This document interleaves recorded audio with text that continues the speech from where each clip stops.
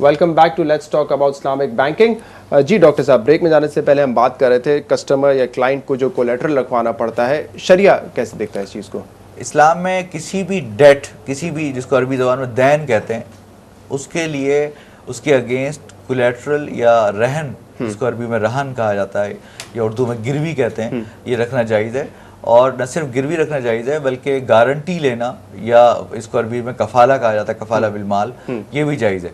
मिसाल के तौर पे अगर मैं आपको 1 लाख रुपए अदा करने का पाबंद हूँ, मैंने कोई आपसे कर्जा लिया या कोई उधार ट्रांजैक्शन की 1 लाख रुपए दूँ, तो इसके लिए आप मुझसे ये कह सकते हैं कि तुम मुझे इस 1 लाख के अगेंस्ट कोई गिरवी कोई चीज़ रखवा दो। सही है। तो ये सेम वैल्यू की जो, या ये भी कह सकते हैं कि मुझे किसी तीसरे आदमी से गारंटी ला दो कि जो है अगर तुमने वक्त पे अदा ना किया तो मैं उससे जो है वो पैसे ले मांग सकूं। तो ये कफाला का तस्वुर और ये सारे हमारी पुरानी क्लासिकल बुक्स में ये इसको तफसील के साथ बयान किया गया और ये वेल रिकॉग्नाइज्ड है, इसमें कोई इख्तिलाफ और ये इस्लामिक बैंक शॉर्ट टर्म और लॉन्ग टर्म लोन देते हुए दोनों इस्तेमाल कर सकते हैं। जहाँ भी कोई डेट इस्तेमाल होगा तो वहाँ पर रहन भी इस्तेमाल कर सकते हैं और गारंटी भी इस्तेमाल। अच्छा, एक चीज़ और हम देखते हैं कि कन्वेंशनल बैंकिंग सिस्टम में बैंक्स ऑब्वियसली चाहते हैं कि वो ज़्यादा से ज़्यादा प्रॉफिट्स बनाएं, तो वो जो हम बात कर रहे हैं डिले पेमेंट की, लेट पेमेंट की, तो उसमें उनको ये बेनिफिट देते हैं कि अगर आप रोल ओवर करते हैं अपनी पेमेंट को तो नेक्स्ट मंथ आपको जो है इतना ज़्यादा इंटरेस्ट नहीं देना पड़ेगा जितना आपका एक्चुअल इंटरेस्ट रेट है, जिससे ऑब्वियसली कस्टमर्स अक्सर इनकरेज हो जाते हैं, वो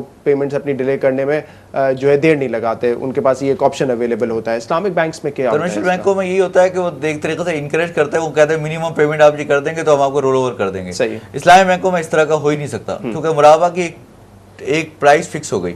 अब बैंक तो ये चाहता है बस मुझे वो पैसे वापस मिल जाएं किसी तरीके से, लिहाजा यही वजह है कि वो जो लेट पेमेंट जो चैरिटी की अमाउंट है ये इसको 3 गुना 4 गुना ज्यादा रखते हैं। मिसाल के तौर पर अगर ये 10% है उसको रखेंगे 25%, क्योंकि वो बैंक को तो अपनी जेब में आना ही नहीं है वो पैसा, तो बैंक क्यों चाहेगा उसको रोल ओवर करे, तो वो 25% रखेगा ताकि वो डिस्करेज हो और वो कहेगा अच्छा नॉर्मली तो मैं 10% दे रहा था और अगर लेट करूंगा तो मुझे 25 या 30% देना पड़ेगा, लिहाजा वो उससे पहले ही जो है वो अदा कर दो। तो वो कस्टमर्स जो आपके पास आते हैं from a business point of view, हम पहले बात कर चुके हैं, एक तो मॉरली एथिकली आप सोचते हैं कि इस्लामिक बैंकिंग जो है एक बेहतर बैंकिंग का जरिया है, लेकिन वो कस्टमर्स जो बिजनेस पॉइंट ऑफ व्यू से आना चाहते हैं तो वो उनके लिए तो डिस्करेजिंग हो गई है। नहीं, कोई नहीं, क्योंकि गोइंग कंसर्न कंपनीज होती है ना, तो उनकी मुख्तलिफ जो है वो परचेजेस चलती रहती हैं, तो उनको पता होता है भाई एक हमारा साइकिल एक बना हुआ है, अगर हमने 2 महीने के लिए 3 महीने के लिए कोई सामान खरीदा तो हम उसकी पेमेंट जो नॉर्मल जो जेन्युइन कस्टमर्स होते हैं वो 3 महीने में पेमेंट कर देंगे। अब अगर उनको पैसा और चाहिए तो वो नए अगर और नए कॉन्ट्रैक्ट में शामिल हो जाए,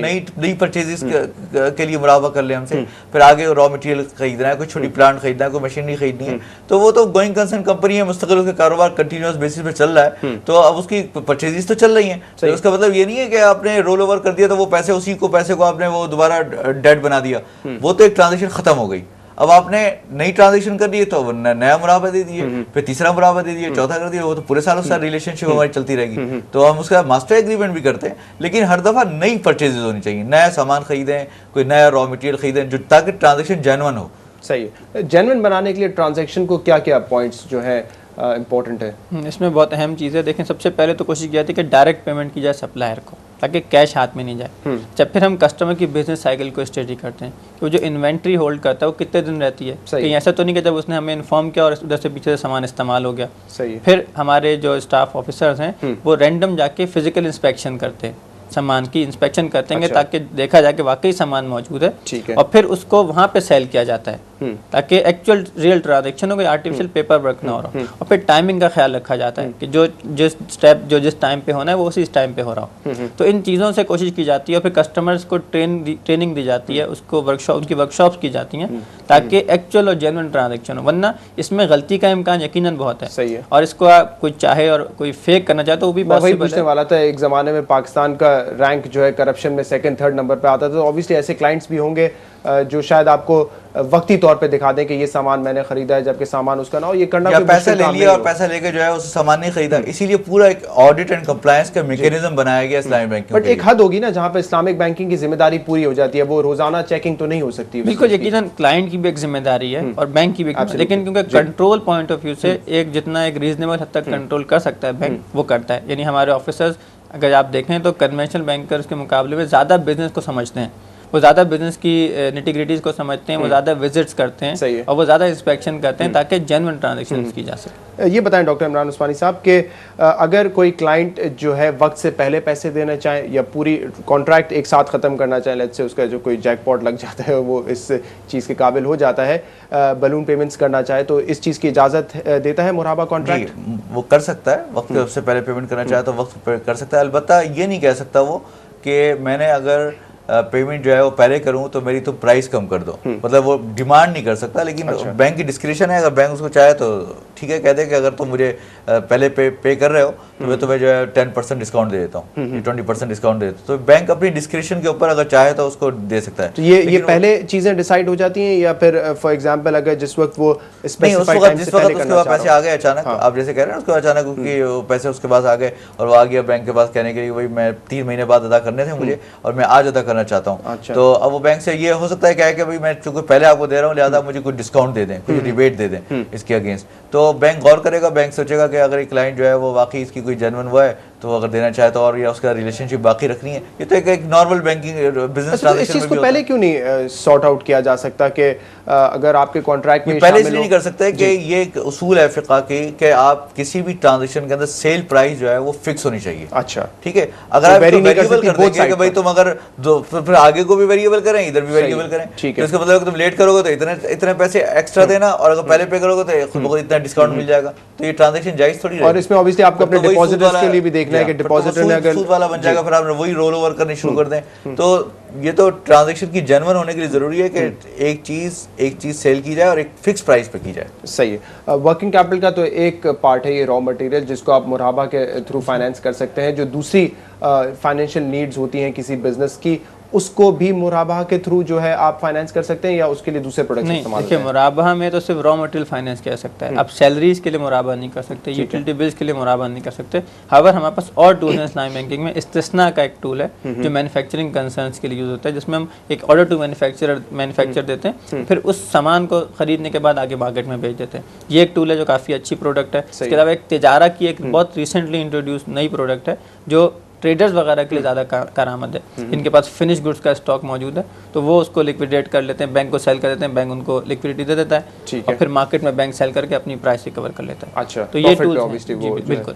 तो इसमें ओडी फैसिलिटी जो एक नॉर्मल प्रोडक्ट है और हर बिजनेसमैन को वो मिलता है, जितने बेहतर ताल्लुकात हो उस पर भी डिपेंड करता है, इस पर अभी इस्लामिक बैंकिंग ने गौर किया कोई प्रोडक्ट है?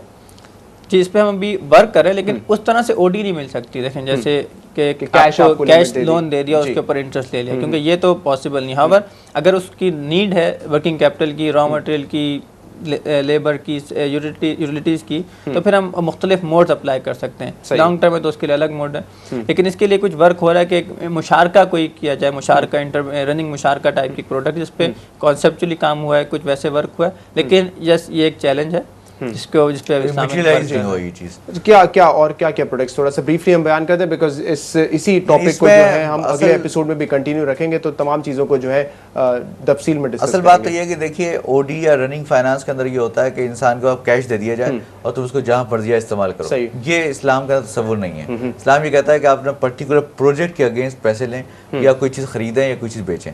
ठीक है, जब कोई प्रोजेक्ट ना हो तो पैसे हाथ में देने से क्या फ़ायदा। तो लेकिन अगर आप करना चाहते हैं किसी आदमी के साथ ट्रांजैक्शन तो उसके लिए कर सकते हैं कि आप उसका कोई पर्टिकुलर कोई बिजनेस है तो उसके अंदर मुशारका कर लें, तो उस बिजनेस के पार्टनर बन जाएं। अब जब आपने उसको पैसे दे दिए बिजनेस के अंदर, उस प्रोजेक्ट के अंदर, तो उसके बाद वहाँ से जो भी रिटर्न आए पूरे इस पीरियड के अंदर, 1 महीने में, 1 साल में, तो उसके बाद उसको शेयर कर लें। उसके लिए मुशारका रनिंग फाइनेंस का हमने एक पूरा एक प्रोजेक्ट पे काम कर रहे हैं और काफ़ी हद तक उसको उस पर कामयाबी भी हुई है। उसको ये देखा गया है कि किस तरीके से उसके जो रिस्क हैं उसको हम किस तरीके से मिनिमाइज कर दें, और जो कॉस्ट हैं, डिफरेंट किस्म की कॉस्ट आती है, जो मिसाल डायरेक्ट कॉस्ट आती हैं या इनडायरेक्ट कॉस्ट आती हैं, तो वो कौन कौन सी कॉस्ट ऐसी हैं कि जिसमें हमारे लिए शरअन ये फ्लेक्सिबिलिटी है कि हम इसको शेयर करें और इसको शेयर ना करें। मिसाल के तौर पर हम ये कह सकते हैं हम तुम्हारे से सिर्फ डायरेक्ट कॉस्ट तो या डायरेक्ट एक्सपेंसेस तो बेयर करेंगे लेकिन इनडायरेक्ट एक्सपेंसेस बेयर नहीं करेंगे, या हम जो प्रॉफिट के जो है वो मुख्तलिफ स्लैब्स बना लें कि ये उसके रेशियोज होंगे। तो इस तरह एक मुख्तलिफ किस्म की प्रोडक्ट बना के मुशारका की उसको इम्प्लीमेंट करके उसको रनिंग फाइनेंस की जगह इस्तेमाल किया जा सकता है। डॉक्टर इमरान उस्मानी साहब और अहमद अली सिद्दीकी साहब, बहुत बहुत शुक्रिया आप दोनों हज़रात का, आप शो पर तशरीफ़ लाए। हम बात कर रहे थे, आज टॉपिक हमारा था बिजनेस एंड ट्रेड फाइनेंस। कुछ और सवालात भी हैं हमारे इसी टॉपिक से रिलेटेड जो कि हम अगले एपिसोड में पूरे करेंगे। अगर आप कोई सवाल करना चाहते हैं हमसे तो प्लीज़ हमें ईमेल कीजिए islamic.banking@businessplus.tv पर। हम आपके क्वेश्चंस या आपकी राय को जो है अगले प्रोग्राम में ज़रूर शामिल करेंगे।